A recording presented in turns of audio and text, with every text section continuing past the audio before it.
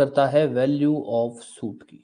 भाई सूट की कीमत आप कैसे डिसाइड करोगे, जिसमें हमने बात किया कि भाई अगर मनी सूट है, एक बार जो कल बात करी थी वो उत्तर लिख देता हूँ। मनी सूट है तो वैल्यू ऑफ सूट किस बेस पे डिसाइड होती है? अमाउंट क्लेम्ड, कितना अमाउंट आप क्लेम कर रहे हो। ठीक है जी। उसके बाद आया, हमने बोला कि भाई अगर मेंटेनेंस सूट है तो उस केस में वैल्यू कितनी मानी जाएगी? तो हमने बोला कि भाई ऐसा है, जो ईयरली मेंटेनेंस है, जो भी ईयरली मेंटेनेंस बन रही होगी उसका 10 गुना, उसका 10 गुना, 10 टाइम्स। फिर हमने बात की तीसरा, एक मिनट, हाँ पहले मैं ये लिख दूं बस। तीसरा एरियर ऑफ मेंटेनेंस का सूट है कि भाई साहब आपने मेंटेनेंस ऑर्डर किया था और वो अब मेंटेनेंस पे नहीं कर रहा है, तो जितना अमाउंट ड्यू है, मतलब जितना अमाउंट ऑफ एरियर है वो वैल्यू ऑफ सूट है। फिर हमने बात की थी मूवेबल प्रॉपर्टी के केस में, उसमें हमने बोला था कि भाई मूवेबल प्रॉपर्टी की जो मार्केट वैल्यू है, जो मार्केट वैल्यू है on date of suit, suit file करते समय जो मार्केट वैल्यू है वो सूट की वैल्यू मानी जाएगी। फिर हमने बात की इमूवेबल प्रॉपर्टी।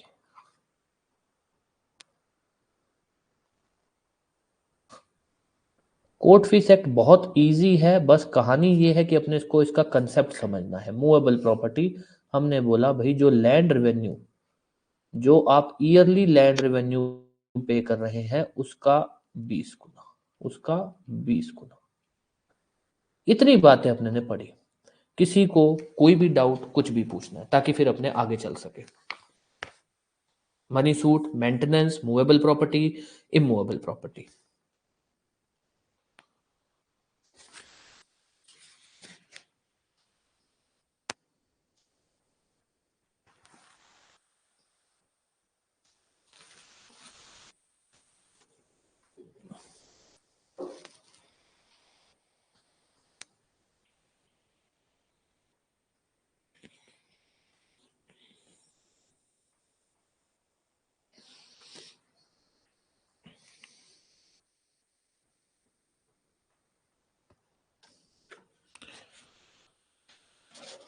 यस, कोई भी डाउट फिर अपने आगे कंटिन्यू करते हैं।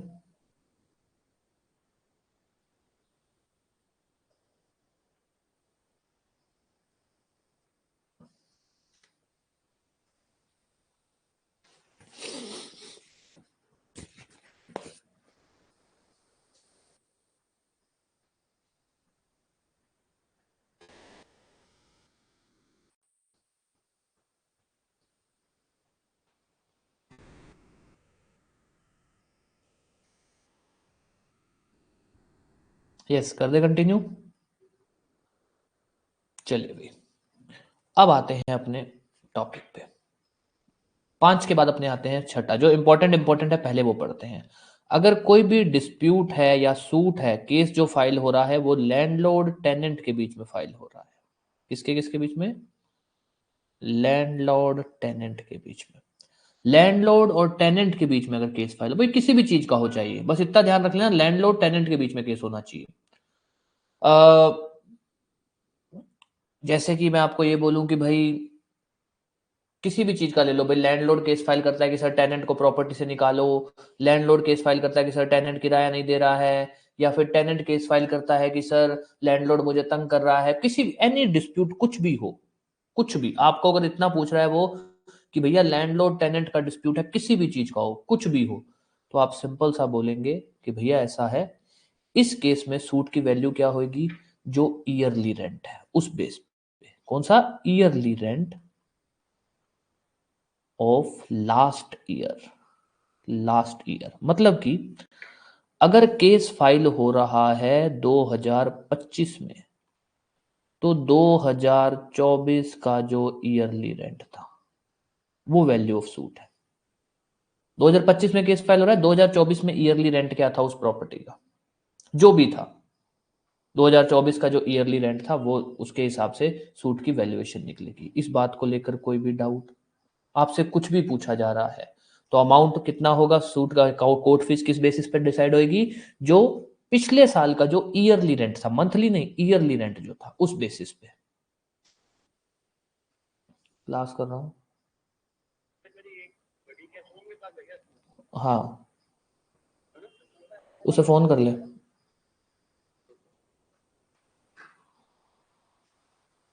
हाँ दोबारा बोल देता हूँ, लैंडलॉर्ड टेनेंट के बीच में कोई भी केस है, कोई भी आपको बोला जा रहा है कि भैया ऐसा है, अगर मान लीजिए केस है बिटवीन लैंडलॉर्ड एंड टेनेंट, ऐसे ही पूछेगा वो कि अगर कोई केस है या सूट फाइल होता है बिटवीन लैंडलॉर्ड एंड टेनेंट, तो कोर्ट फीस किस बेस पे डिसाइड होती है। कोर्ट फीस किस बेस का मतलब क्या है, वैल्यू ऑफ सूट कितना होगा, क्योंकि हमने बोला ना भाई कोर्ट फीस का मतलब क्या होता है, कोर्ट फीस जो डिसाइड होती है वो किस पे होती है, वैल्यूएशन, सूट वैल्यूएशन। तो वैल्यू ऑफ सूट कितना होगा, तो हम बोलते हैं भैया अगर लैंडलॉर्ड और टेनेंट के बीच में कोई भी केस फाइल हो रहा है किसी भी टॉपिक के ऊपर, कोई भी एनी, तो हम बोलते हैं जी उस वैल्यू ऑफ सूट कितना होगा जो पिछले साल का जो ईयरली रेंट था। फॉर एग्जांपल आप मकान मालिक हो, आपने अपने किराएदार के खिलाफ केस फाइल किया है 2025 में, ठीक है 2025 में। अब यहां पर क्या है, 2025 में आप केस फाइल कर रहे हो तो कोर्ट फीस तो आपसे ली जाएगी।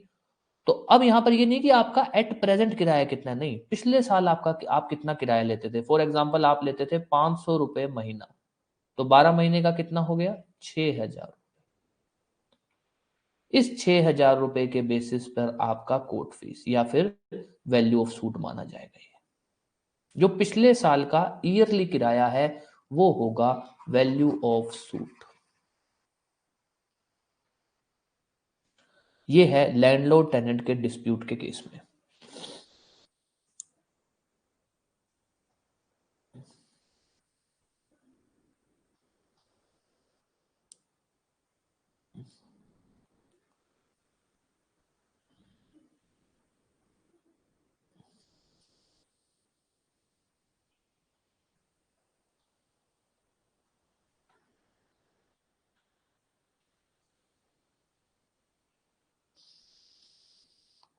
यस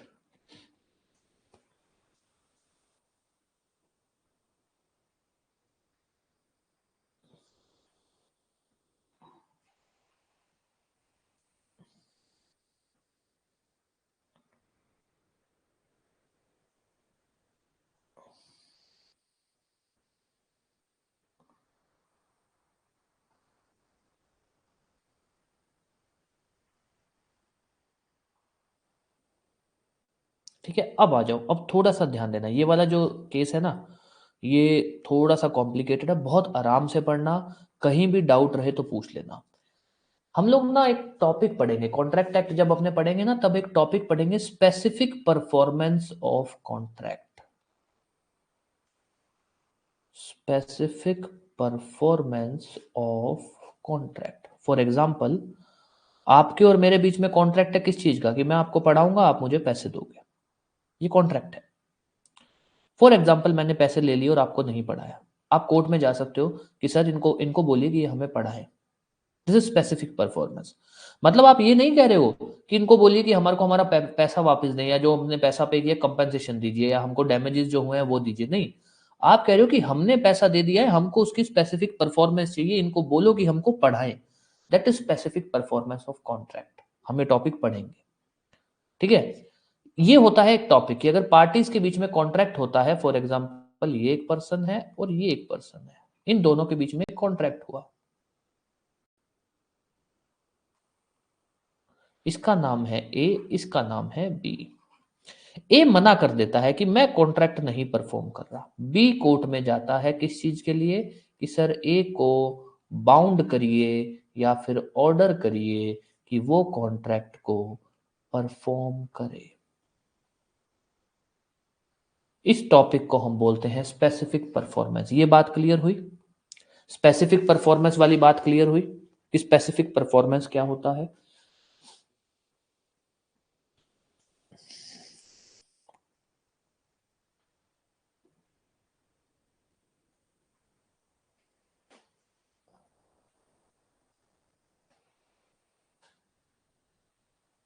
हाँ जी,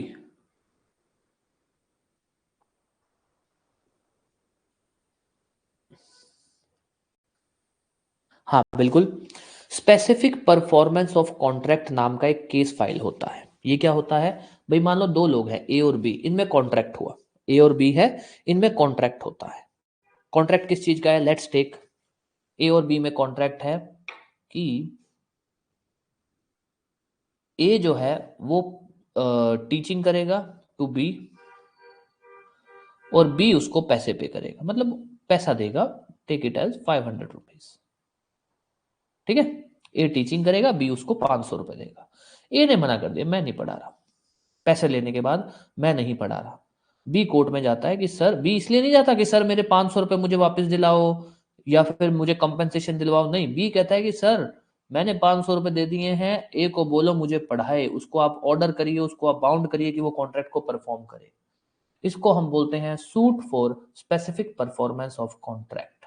ए और बी में कॉन्ट्रैक्ट होता है, और हालांकि इसमें बहुत वैरायटी ऑफ कॉन्ट्रैक्ट होते हैं, बट सिंपल सा ही होता है भी दो लोगों में कॉन्ट्रैक्ट होता है, उसमें एक पार्टी रिफ्यूज कर जाती है परफॉर्म करने के लिए, तो दूसरी पार्टी कोर्ट में जाके ये बोलती है कि सर जिसने रिफ्यूज किया है उसको बोलिए कि वो कॉन्ट्रैक्ट को परफॉर्म करे।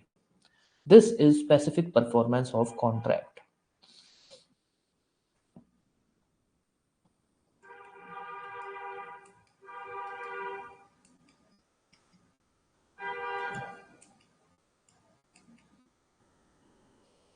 ठीक है, अब आ जाइए, अब देखो ध्यान देना भाई, यहां हम क्या बोल रहे हैं, specific performance of contract. Contract तो बहुत तरह के हो सकते हैं। फॉर एग्जाम्पल, ए ने बी के साथ, जैसे अभी तो टीचिंग वाला लिखा, ए ने बी को प्रॉमिस किया कि मैं आपको मेरी प्रॉपर्टी बेचूंगा, प्रॉपर्टी सेल करूंगा। ये उसने कॉन्ट्रैक्ट कर लिया कि ठीक है मैं आपको मेरी प्रॉपर्टी दे दूंगा, कितने रुपए में, 500 रुपए में। अब हुआ क्या है, कॉन्ट्रैक्ट हो गया है कि ए प्रॉपर्टी देगा, बी उसको 500 रुपए देगा। ए ने बाद में प्रॉपर्टी देने से मना कर दिया, मैं नहीं दे रहा, ये भी तो कॉन्ट्रैक्ट है, इसकी भी स्पेसिफिक परफॉर्मेंस हो सकती है। तो जो अपना कोर्ट फीस एक्ट है वो कह रहा है भैया स्पेसिफिक परफॉर्मेंस ऑफ कॉन्ट्रैक्ट के जो केसेस होते हैं ना, इसमें कॉन्ट्रैक्ट बहुत तरह के होते हैं। कॉन्ट्रैक्ट सेल का मान लो कॉन्ट्रैक्ट है, उसका स्पेसिफिक परफॉर्मेंस, मॉर्टगेज का कॉन्ट्रैक्ट है, लीज का कॉन्ट्रैक्ट है, उसके बाद क्या है, सेल हो गया, मॉर्टगेज हो गया, लीज हो गया, अवार्ड हो गया, अवार्ड का कॉन्ट्रैक्ट है। अवार्ड क्या होता है उसके भी अंदर सूट जो होता है उसके अंदर भी बात करेंगे। ठीक है, तो यहां पर ध्यान देना भाई, ये तो अपने समझ गए स्पेसिफिक परफॉर्मेंस क्या होता है, तो अब कॉन्ट्रैक्ट तो बहुत तरह के होते हैं। तो यहां पर डिपेंड करता है कौन से तरह का कॉन्ट्रैक्ट है और उसी के बेसिस पे सूट की वैल्यूएशन बनती है। जैसे कि अगर कॉन्ट्रैक्ट है सेल का, किस चीज का, contract for sale, sale of property, sale of immovable property, sale of movable property, तो उस केसेस में वैल्यूएशन ऑफ सूट क्या होती है, वैल्यूएशन सूट होती है अमाउंट ऑफ कंसिडरेशन।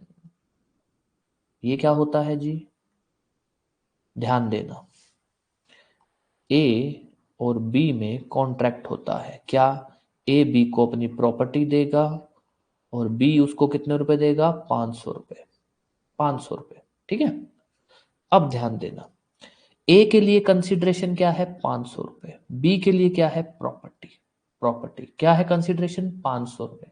तो कंसिडरेशन हम क्या बोलते हैं, पार्टी को जो पैसा मिलता है, पैसा, यहां पर पैसा कितना है, 500 रुपए, तो ये है वैल्यू ऑफ सूट। तो सेल का अगर कॉन्ट्रैक्ट है, मूवेबल प्रॉपर्टी बेचने का, इमूवेबल प्रॉपर्टी बेचने का कॉन्ट्रैक्ट है, तो उसमें जितने की वो प्रॉपर्टी बेचने की बात हुई है ना, जो भी जिसको हम बोलते हैं कंसिडरेशन, पैसा, वैल्यू, वो होता है वैल्यू ऑफ सूट। इस बात को कोई डाउट कि सेल की प्रॉपर्टी में amount of consideration, sorry, sale के कॉन्ट्रैक्ट के केस में जो है amount of value of suit कितना होता है, वो होता है अबाउट, डिपेंड करता है अमाउंट ऑफ कंसिडरेशन, मतलब पैसा जो कॉन्ट्रैक्ट के अंदर, या प्रॉपर्टी जितने रुपए की बेच रहे होते हैं, प्रॉपर्टी जितने रुपए की बेचने की बात होती है वो वैल्यू ऑफ सूट होता है।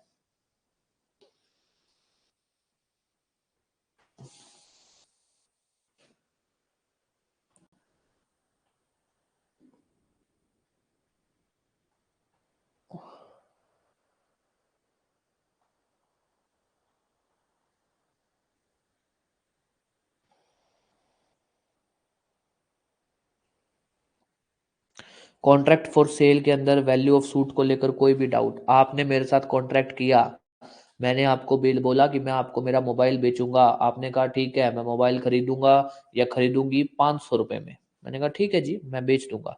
यहाँ पर वैल्यू ऑफ सूट कितना होगा? 500 रुपए। कितना होगा? 500 रुपए। अब आ जाइए, ध्यान रखना इंपॉर्टेंट है ये टॉपिक, कॉन्ट्रैक्ट फॉर सेल। अब आ जाइए, कॉन्ट्रैक्ट फॉर सेल हो गया। इसके अलावा जो होते हैं, एक होता है मोर्टगेज का कॉन्ट्रैक्ट। किसका? मोर्टगेज का। मोर्टगेज क्या होता है? कर्जा। मैंने आपसे कर्जा लिया और सिक्योरिटी रखी। फॉर एग्जाम्पल मैं बैंक लोन लेता हूं, मैंने बैंक लोन लिया 1 लाख रुपए का, अपनी प्रॉपर्टी रखी सिक्योरिटी में। ये क्या होता है? मोर्टगेज। ये भी एक तरह का क्या है? हमारे बीच में कॉन्ट्रैक्ट होता है ना। जब भी बैंक लोन लेते हैं, बैंक और जो बैंक जिसको लोन ले रहा होता है उसके बीच में कॉन्ट्रैक्ट होता है। फॉर एग्जाम्पल बैंक ने मुझे 1 लाख रुपए दिया और प्रॉपर्टी रखी सिक्योरिटी में। अब मैं 1 लाख रुपए नहीं दे रहा, 1 लाख रुपए नहीं दे रहा। बैंक कह रहा है कि भैया ऐसा है, जो जितना जितना कर्जा लिया था वो दो। तो कानून कहता है हाँ भैया देना पड़ेगा। तो वहां बैंक क्या करता है कोर्ट के अंदर कि सर इसको बोलिए कि हमको हमारा पैसा वापस दे। मतलब कि जो हमारा प्रॉमिस हुआ था कि ये हमें को इतने साल बाद पैसे वापस देगा, इसको बोलिए कि पैसे दे। तो मोर्टगेज का कॉन्ट्रैक्ट है, और उस केस के अंदर कॉन्ट्रैक्ट मोर्टगेज का कॉन्ट्रैक्ट है, और उस केस के अंदर स्पेसिफिक परफॉर्मेंस की बात हो रही है। तो वहां पर वैल्यू ऑफ सूट क्या होगा? सर वैल्यू ऑफ सूट होगा, कहां गया मार्कर, मोर्टगेज मनी। या आप बोल सकते हो जितना अमाउंट सिक्योर होने की बात की थी, या आप देसी भाषा में बोल सकते हो अमाउंट ऑफ कर्जा। बस 1 लाख रुपए का कर्जा है, ये वैल्यू ऑफ सूट है। इसी के बेसिस पे कोर्ट फीस बनेगा। सीधी सी बात है यार। सेल के कॉन्ट्रैक्ट में जो पैसे की बात होती है कि इतने की प्रॉपर्टी बेची जाएगी, वो वैल्यू ऑफ सूट है। कॉन्ट्रैक्ट उधार दिया जा रहा है, या फिर मोर्टगेज वाला मामला है, तो उसके अंदर उधार दिया जा रहा है तो कोई तो पैसा होगा ना। 1 लाख, 2 लाख, 3 लाख, 5 लाख, 1 करोड़, तो ये जो भी होगा, जितना भी उधार का जो भी पैसे की बात हो रही होगी, वो अमाउंट ऑफ, वो वैल्यू ऑफ सूट होगा, वो वैल्यू ऑफ सूट होगा। कोई भी डाउट इसके अंदर? सेल के अंदर जितने की प्रॉपर्टी बेचने की बात हुई है वो वैल्यू ऑफ सूट होगा। कर्जे वाले कॉन्ट्रैक्ट के अंदर, मोर्टगेज वाले कॉन्ट्रैक्ट के अंदर जितने अमाउंट का कर्जा दिया है या देने की बात हुई है, वो वैल्यू ऑफ सूट होगा।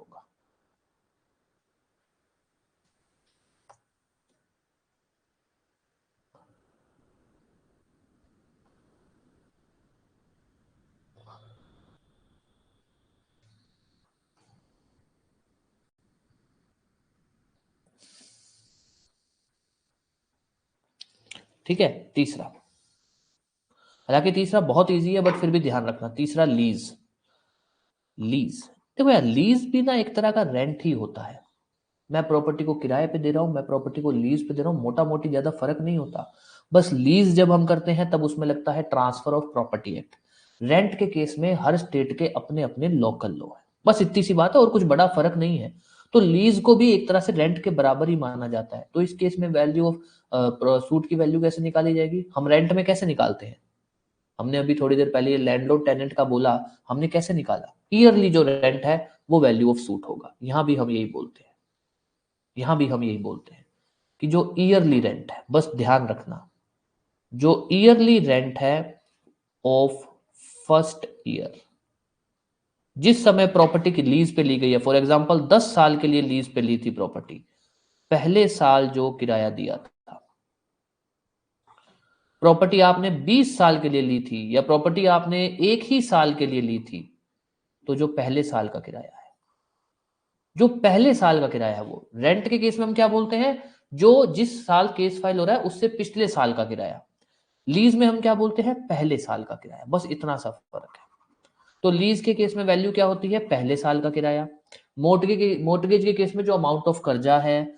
सेल के केस के अंदर आपका कितना बनता है? जितने अमाउंट में प्रॉपर्टी बेचने की बात हुई है। इसको लेकर अभी तक कोई भी डाउट?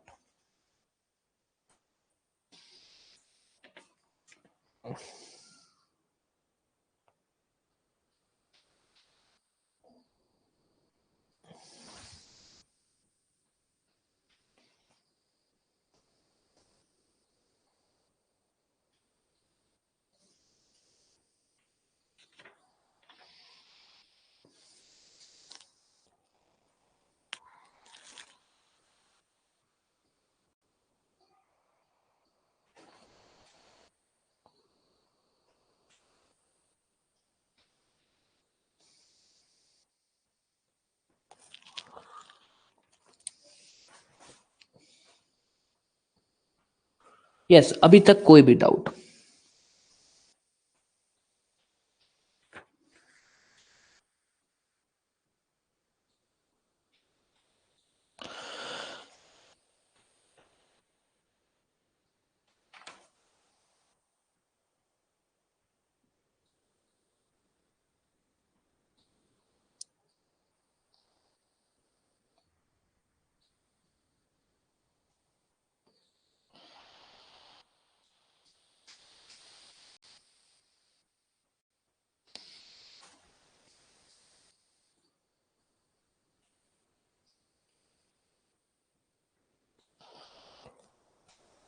यस, कोई भी डाउट कुछ भी, फिर अपने आगे चलते हैं। अब ध्यान देना, अब एक बार मोर्टगेज को लेकर एक टॉपिक है, थोड़ा सा मोर्टगेज पे बात करते हैं। मोर्टगेज के अंदर ना दो टर्म्स यूज होती है, रिडम्पशन, फोरक्लोजर। रिडम्पशन, फोरक्लोजर, ये क्या चीजें हैं? देखिए, मैंने मेरी प्रॉपर्टी मैंने किसी से उधार लिया, उधार लिया, तो ऑब्वियस है गारंटी में कोई प्रॉपर्टी दूंगा, गारंटी में प्रॉपर्टी दी।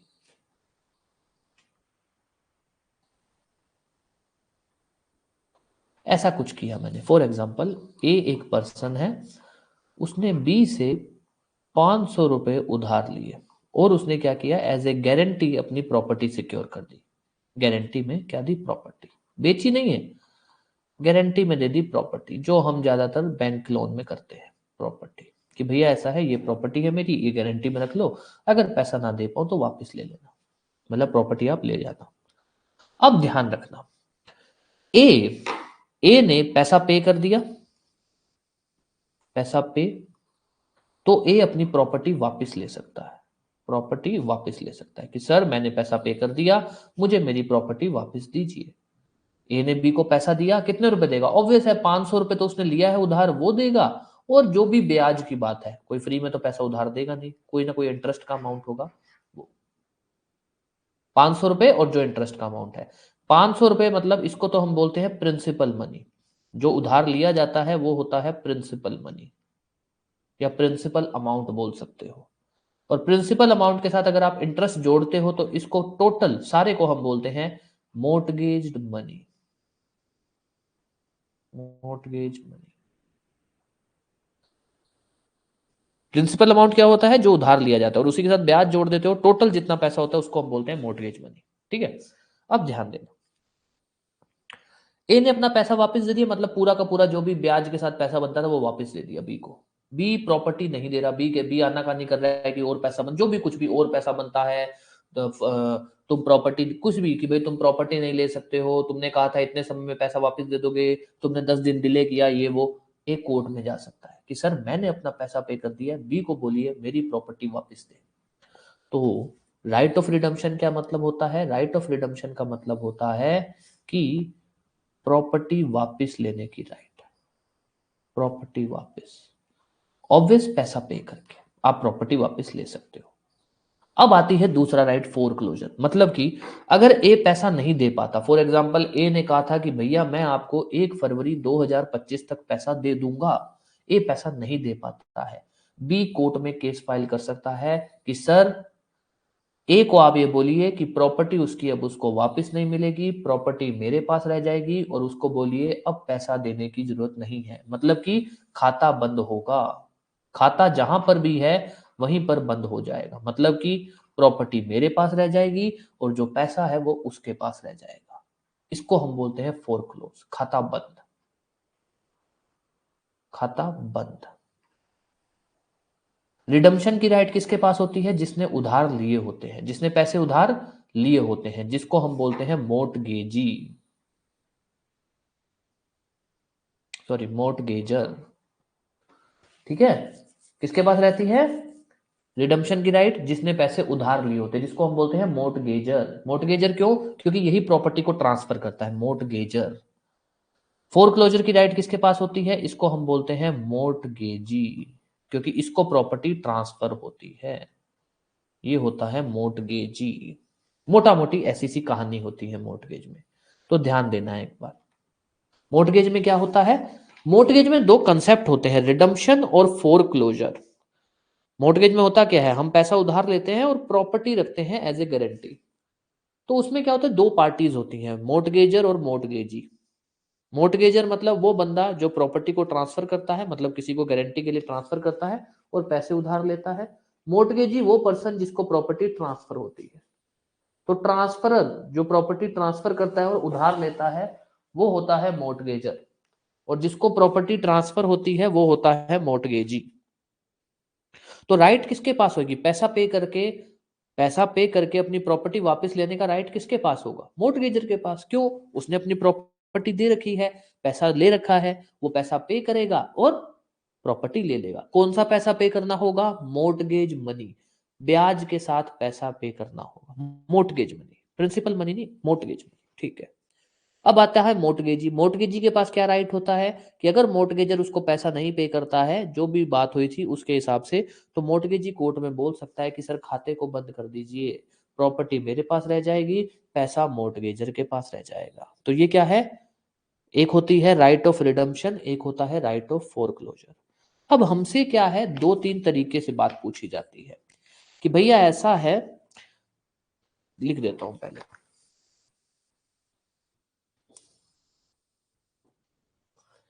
कि suit for specific performance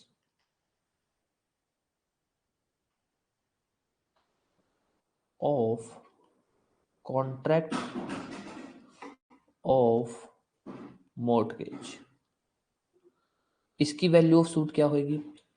suit for redemption, इसकी वैल्यू ऑफ सूट क्या होगी? मतलब वो कह रहा है कि भैया मैं मेरा पैसा पे करने को तैयार हूं, मुझे मेरी प्रॉपर्टी वापस दिलवाइए। ठीक है, and then another is suit for foreclosure. कहां गया? सूट फॉर फोरक्लोजर, कि भाई मोर्टगेजी अगर केस फाइल करता है कि भाई खाते को वहीं पे जहां पर जो चीज है उसको बंद किया जाए, तो ये, तो अब ध्यान देना, आंसर तीनों में कोई ज्यादा डिफरेंस नहीं है। देखा जाए तो तीनों का मतलब तो एक ही है, मोटा मोटी सा। पहला, स्पेसिफिक परफॉर्मेंस ऑफ कॉन्ट्रैक्ट में क्या होता है, एक पार्टी बोलती है कि सर जो कॉन्ट्रैक्ट की बातें हैं उसके हिसाब से आप कॉन्ट्रैक्ट परफॉर्म करवाइए। मैंने इसको पैसा उधार दिया, इसको बोलिए मेरा पैसा मुझे वापस दे, अपनी प्रॉपर्टी लेकर जाए। तो कानून कहता है भाई यहाँ पर सूट की वैल्यू कितनी होगी?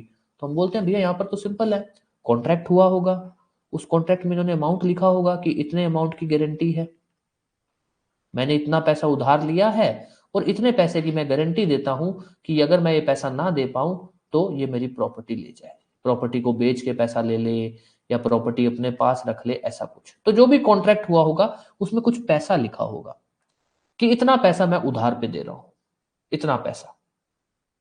ठीक है, तो अमाउंट लिखा होगा। तो कानून कहता है ऐसा है, मोर्टगेज का कोई भी केस है, चाहे तो स्पेसिफिक परफॉर्मेंस का है, उसमें भी वैल्यू ऑफ सूट किस बेसिस पे होती है? अमाउंट सिक्योर्ड, जितने अमाउंट की बात हुई होती है, जितना पैसा उधार में दिया होता है और जितने अमाउंट की गारंटी दी होती है। Suit for redemption, suit for redemption में भी सेम, अमाउंट सिक्योर्ड, जितने पैसे की गारंटी दी होती है कि इतना पैसा मैं इसको वापस करूंगा, नहीं वापस कर पाऊं तो ये मेरी प्रॉपर्टी ले। फोर क्लोजर में भी ऐसा ही कुछ होता है, बस फोर क्लोजर में इन्होंने कुछ इस तरीके से लिख दिया है, अमाउंट स्टेटेड इन प्लेन, कि भाई प्लेंट के ये कहते हैं मोर्टगेजी जब केस फाइल कर रहा है ना, वो कह रहा है कि सर मेरा इतना अमाउंट ड्यू बनता है, इसको बोलो या तो मेरा पैसा दे दे, नहीं तो मैं इसकी प्रॉपर्टी रख लूंगा, मेरा इतना अमाउंट ड्यू बनता है। तो जो भी अमाउंट कही गई है आपको ध्यान रखना है, ये मैंने बात आपको इतनी इसलिए बताई है। वो आपसे चाहे तो पूछे, मोर्टगेज का कोई भी केस पूछ ले, वो पूछे कि भैया मोर्टगेज के अंदर रिडम्पशन में अमाउंट कैसे कैलकुलेट होगी, फोरक्लोजर में अमाउंट कैसे कैलकुलेट होगी, specific performance of contract of mortgage में वैल्यू ऑफ सूट कैसे कैलकुलेट होगी, आप सीधा ध्यान रखना, जितने अमाउंट की पेमेंट की बात हुई है, जितने अमाउंट की गारंटी दी गई है, तो हम क्या बोलते हैं, जितना अमाउंट सिक्योर्ड किया गया है कि हाँ भैया मैं इतना पैसा दूंगा, जितने अमाउंट की गारंटी दी गई है, वो होगा वैल्यू ऑफ सूट। किसी भी तरह से आपसे मॉर्टगेज में कुछ भी पूछ ले, यही आंसर रहेगा, कोई भी डाउट कुछ भी। ये क्या है, कई बार वो मोर्टगेज ना पूछ के रिडम्पशन पूछ लेता है, फोरक्लोजर पूछ लेता है, आंसर सबका मोटा मोटी सेम ही है।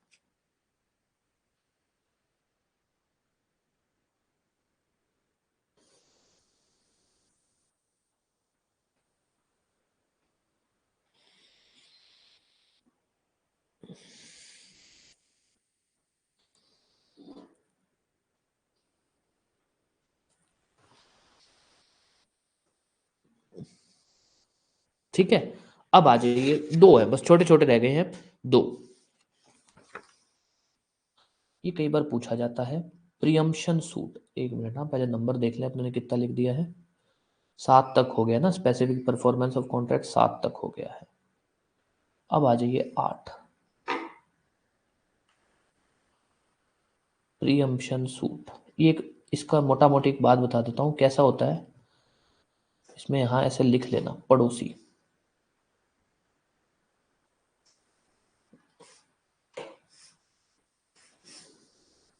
पड़ोसी, आपका पड़ोसी प्रॉपर्टी बेचता है, आपको ना बेच के किसी और को बेच देता है। आपके पड़ोस वाला घर है और वो किसी को प्रॉपर्टी बेचता है, और वो आपको ना बेच कर ना किसी और को बेच देता है, हालांकि आप भी उतना पैसा देने को तैयार हो। तो वहां पर आप प्रियम्पशन सूट फाइल कर सकते हो कोर्ट के अंदर कि सर, मेरे पड़ोस में है, मेरे पास अधिकार है कि जितने पैसे में ये प्रॉपर्टी बेची गई है, मैं उतने पैसे में प्रॉपर्टी लेने को तैयार हूं, तो प्लीज आप मुझे ये प्रॉपर्टी दिलवाइए। इसको हम बोलते हैं प्रियम्पशन सूट। ऐसा है कि छोटा मोटा कानून के अंदर कंसेप्ट है, ये कहा जाता है कि भैया ठीक है, आपके पड़ोस की प्रॉपर्टी है, तो आप अपनी सिक्योरिटी के लिए कि पता नहीं कौन आएगा, कैसा लोग आएगा, और दूसरी बात क्योंकि आपके बिल्कुल एडजॉइनिंग, आपके बिल्कुल चिपकती हुई लैंड है, तो आपका पहला अधिकार बनता है एज ए पड़ोसी, आपका पहला अधिकार बनता है। प्रियम्पशन सूट समझ गए क्या होता है? हाँ जी, हाँ हाँ बिल्कुल, कोई दिक्कत नहीं है।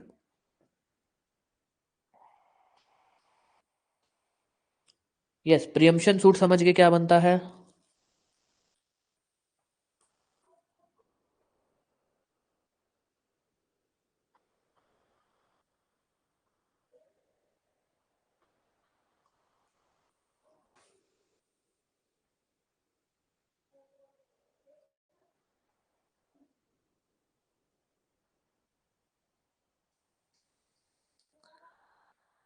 यस, प्रियम्पशन सूट को लेकर कोई डाउट, ये बात क्लियर हो गई भी प्रियम्पशन सूट क्या है?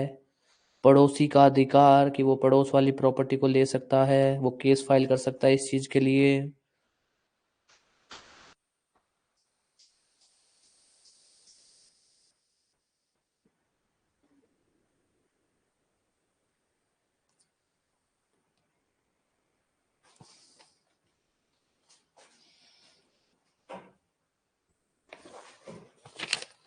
अब आ जाइए प्रियम्पशन सूट पे।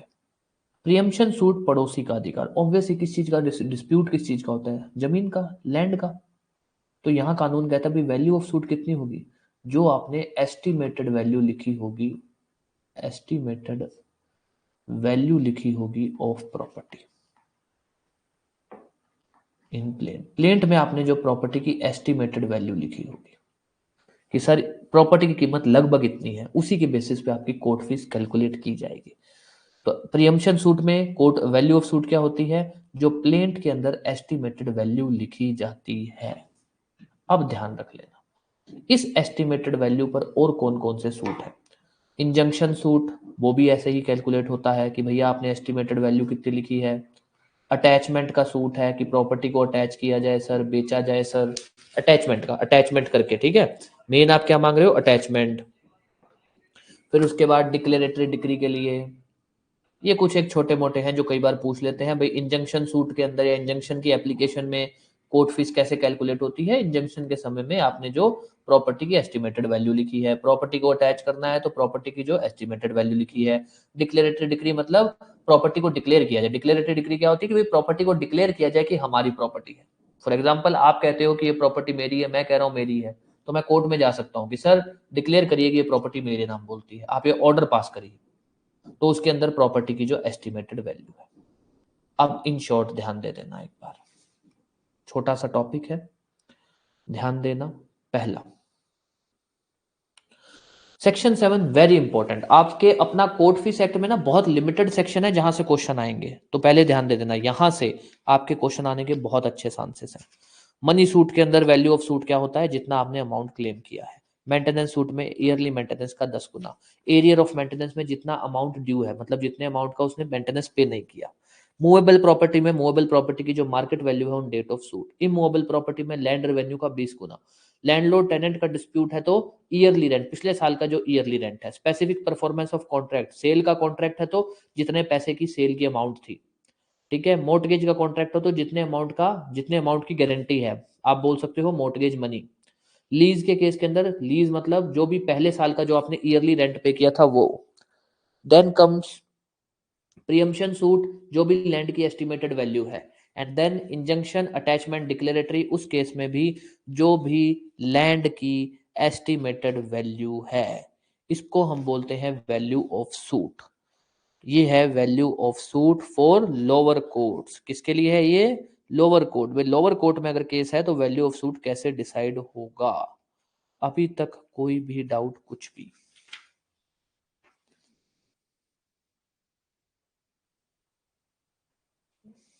सेक्शन 7।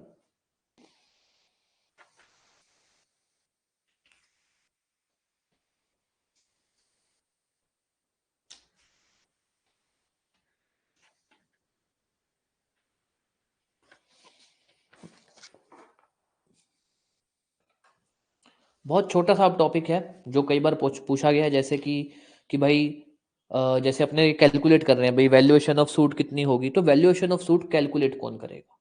कौन कैलकुलेट करेगा या कौन इस पे डिसीजन देगा कि सूट की वैल्यू कितनी है? इसको डिसाइड कौन करेगा? ठीक है, अपने ये पढ़ेंगे।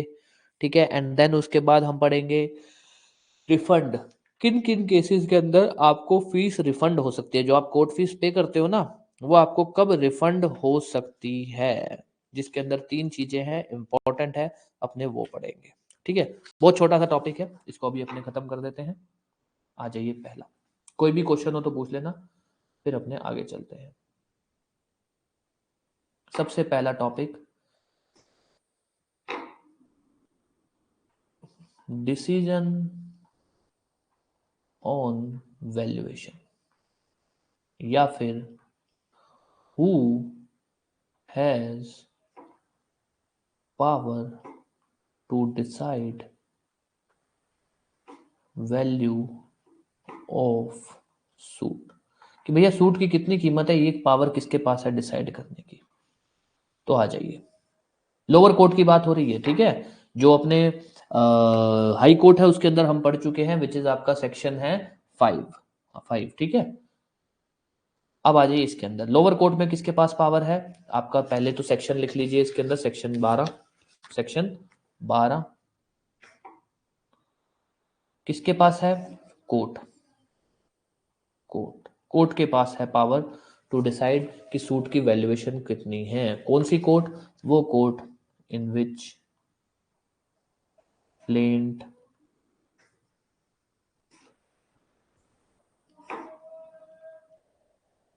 और एप्लीकेशन, जो भी चीज जिस पे कोर्ट फीस पे करनी है, फाइल्ड। मतलब आप खुद डिसाइड करोगे। तो लोअर कोर्ट में कौन डिसाइड करता है? कोर्ट खुद डिसाइड करती है। हाई कोर्ट में टैक्सिंग ऑफिसर वाला कंसेप्ट है, सेक्शन 12। अब आ जाइए रिफंड। रिफंड ऑफ फी, कब आपको फीस रिफंड की जाएगी? भाई आपने जो फी पे की है ना, आपको वो रिफंड कर दी जाएगी। आपके हैं सेक्शन 14, 15, 16। ध्यान रखना, सेक्शन 7, फिर अपने है सेक्शन 12 में। छोटे मोटे बीच में और भी सेक्शन है, वो अपने बाद में देखेंगे। 14, 15, 16, जिसमें आपने अगर फी पे भी की हुई, आपको रिफंड कर दी जाएगी। इसके अंदर 3 सेक्शन है, हालांकि पहले 2 तो रिव्यू को लेकर ही है।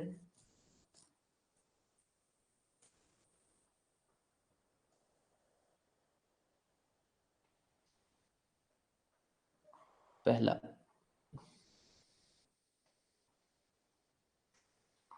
Review application filed after 30 days।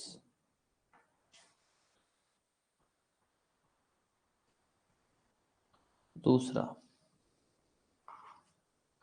Review हुआ सूट और जो डिसीजन है वो रिवर्स हो गया या फिर चेंज हो गया। तीसरा,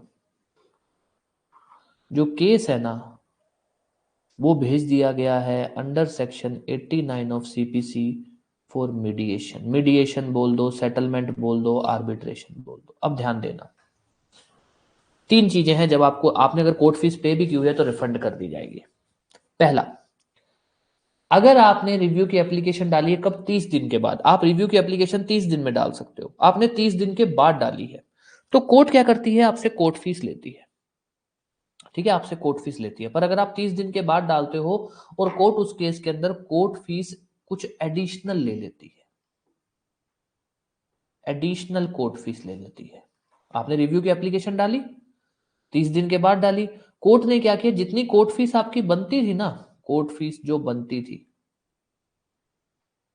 उसके साथ आपसे एडिशनल कोर्ट फीस भी ली। क्यों? कि भैया आप 30 दिन के बाद आ रहे हो इसलिए आपको कुछ एक्स्ट्रा पैसा भी पे करना पड़ेगा। जनरली ऐसा कंसेप्ट होता है कि अगर आप केस मतलब जितना आपको टाइम लिमिट दिया गया है, अगर उसके बाद केस फाइल करते हो या फिर उसके बाद आप एप्लीकेशन डालते हो, ज्यादातर कोर्ट आप पे कंपनसेशन लगा देती है। मतलब कोर्ट फीस के दौरान आप पे किसी ना किसी तरह का एडिशनल कोई चार्ज लगा देती है। ठीक है, कोर्ट फीस जो बनती थी उसको हम बोल देते हैं एडिशनल चार्ज भी बोल सकते हैं। ऐसा कर सकती है कोर्ट। तो पहला, तो हालांकि पहला ध्यान देना, तो भैया आपने 30 दिन के बाद एप्लीकेशन डाली थी तो कोर्ट ने क्या किया, आपसे एडिशनल चार्ज ले लिया। तो यहां पर यह है कि कोर्ट को अगर लगता है तो कोर्ट आपको वो एडिशनल चार्ज रिफंड कर सकता है, एडिशनल चार्ज रिफंड हो सकता है। ये पहला। तो हम क्या बोलते हैं इसमें कि अगर रिव्यू की एप्लीकेशन 30 दिन के बाद फाइल की है, हम इसको कुछ इस तरह से बोलते हैं कि रिव्यू की एप्लीकेशन अगर 30 दिन बाद फाइल की है एंड उसमें कुछ एडिशनल चार्ज लिए गए हैं, तो वो एडिशनल चार्ज आपको रिफंड किए जा सकते हैं बाय कोर्ट, सेक्शन 14। अब आ जाइए दूसरा। अब यहां ध्यान देना, ये सेक्शन 14 फिर भी इतना नहीं पूछा जाता, ये पूछा जाता है। आपने एप्लीकेशन डाली कि सर रिव्यू किया जाए जजमेंट को। रिव्यू मतलब जिस कोर्ट ने फैसला पास किया आप उसी को बोलते हो कि आप दोबारा चेक करिए। कोर्ट ने दोबारा चेक किया, कोर्ट ने को लगा कि हाँ यार कोई गड़बड़ तो हुई है, और कोर्ट ने डिसीजन बदल दिया। जो डिसीजन पास किया था ना, रिव्यू करने के बाद उसको बदल दिया या फिर उसको चेंज कर दिया, कुछ भी उसमें अल्टरेशन कर दिया, उसको मॉडिफाई कर दिया, ऐसा कुछ। तो ध्यान रखना, आपको कोर्ट फीस रिफंड की जाएगी। आपने रिव्यू की एप्लीकेशन डाली है, जो एप्लीकेशन पे कोर्ट फीस पे की थी ना, एप्लीकेशन रिव्यू एप्लीकेशन पे जो आपने कोर्ट फीस पे की थी वो आपको रिफंड की जाएगी। पर ध्यान देना, रिफंड कब की जाएगी? रिफंड आपको की जाएगी अगर जो डिसीजन है वो चेंज होता है। कब? मिस्टेक ऑफ फैक्ट और लॉ। भाई कानून बोलता है कि हाँ हमसे किसी फैक्ट को पढ़ने में गलती हो गई, हमसे लॉ को इंटरप्रेट करने में गलती हो गई, इसलिए हम डिसीजन को चेंज कर रहे हैं, तब आपको रिफंड होगा। पर अगर डिसीजन रिवर्स हो रहा है ड्यू टू न्यू एविडेंस, आपको रिफंड नहीं होगा, नो रिफंड। ध्यान देना, बहुत इंपॉर्टेंट है। पहला, आपने रिव्यू का केस फाइल किया, मतलब रिव्यू की एप्लीकेशन डाले हैं, तो रिव्यू की एप्लीकेशन पे भी कोर्ट फीस लगता है। ठीक है, तो आप जब रिव्यू की एप्लीकेशन डालते हो तो ऐसा होता है कि भाई आप जिस कोर्ट ने, मान लीजिए आप ही की कोर्ट है, आप ही जज हो, आपने डिसीजन पास किया, तो उसमें पार्टी आ जाती है कि सर एक बार आप डिसीजन को दोबारा चेक कर लीजिए, क्या ये सही है या गलत है। आपने कहा ठीक है कर लेते हैं। अब वो एप्लीकेशन डालता है रिव्यू की, तो उस पर तो कोर्ट फीस पे करनी होती है, उसने कोर्ट फीस पे कर दी। आपने रिव्यू किया और आपने डिसीजन को बदल दिया या चेंज कर दिया, तो आपको जो कोर्ट फीस है, जो रिव्यू के एप्लीकेशन पे जो कोर्ट फीस थी उसको रिफंड करना पड़ेगा। कब करना पड़ेगा? ध्यान देना, अगर आप डिसीजन को रिवर्स करते हो, किस वजह से, आप कोर्ट कहता है कि हाँ हमसे कोई फैक्ट मिस हो गया, कोर्ट कहता है कि हमने कोई लॉ को इंटरप्रेट गलत कर दिया, तब रिफंड होगा, जिसको हम बोलते हैं मिस्टेक ऑफ फैक्ट या लॉ के केस में रिफंड होगा। पर अगर डिसीजन चेंज हो रहा है, डिसीजन में कोई बदला जा रहा है, किस लिए? कोई नया एविडेंस आया था, पार्टी कोई नया एविडेंस लेकर आई है, उस केस में रिफंड नहीं होगा। इंपॉर्टेंट है, ध्यान देना। एक ये इंपॉर्टेंट है। देन तीसरा, ये सिंपल है कि भैया अगर कोर्ट ने केस को मीडिएशन, आर्बिट्रेशन इसके लिए ही रेफर कर दिया और सेटलमेंट हो गया पार्टी का, आर्बिट्रेशन मीडिएशन में ना सेटलमेंट हो गया, तब आपको फीस रिफंड करनी पड़ेगी। ठीक है, तब आपको फीस रिफंड करनी पड़ेगी। क्यों? क्योंकि भैया कोर्ट फीस किस लिए पे की जाती है कि केस चलाने में कोर्ट का एक खर्चा आता है, केस चलाने में कोर्ट का एक खर्चा आता है। कोर्ट ने तो केस चलाया ही नहीं, कोर्ट ने तो केस किसको दे दिया? आर्बिट्रेशन को, मीडिएशन को, जहां पर पार्टी सेटल कर रही हैं, तो यहां रिफंड हो जाएगा।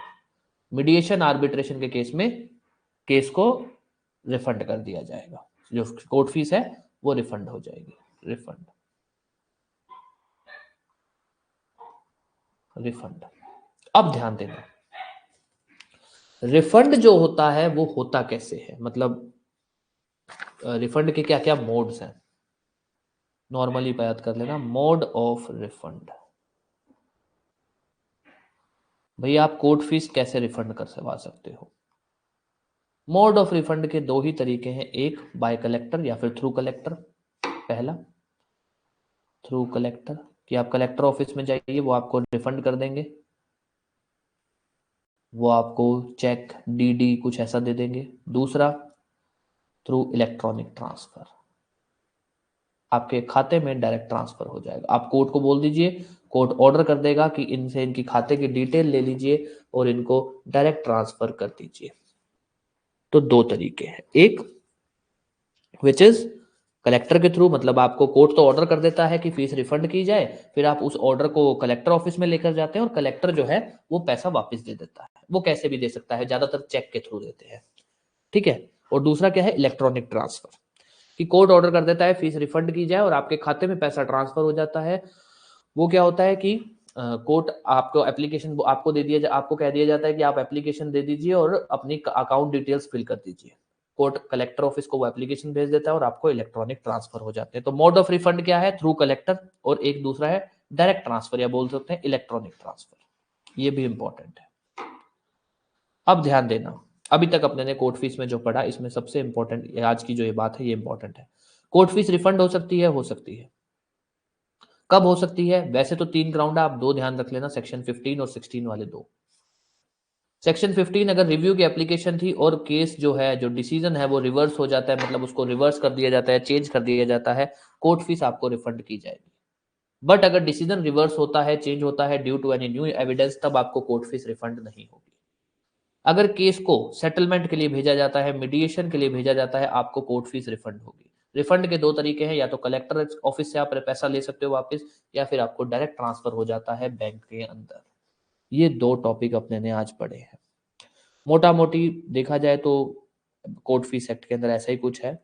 ठीक है, हार्डली दो क्लास अपनी और होंगी जिसमें अपने कोर्ट फीस एक्ट को खत्म कर देंगे। फिर भी आपको कोई भी डाउट हो तो आप पूछ सकते हैं। ओके, आज की क्लास अपनी यहीं खत्म है। प्लीज कोर्ट फीस एक्ट को इंडेक्स नंबर के साथ थोड़ा बहुत जो अपने पढ़ रहे हैं ना, इसको थोड़ा बहुत साथ साथ पढ़ते रहिए। बाकी कोई डाउट रहे तो आप पूछ लेना।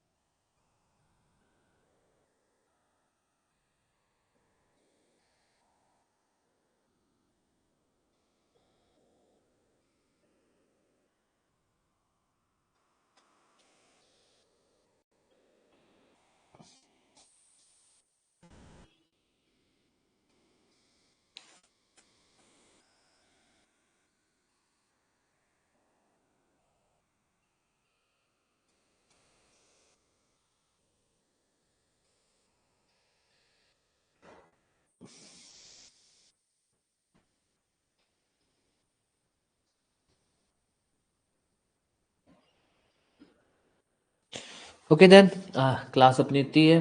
Thank you.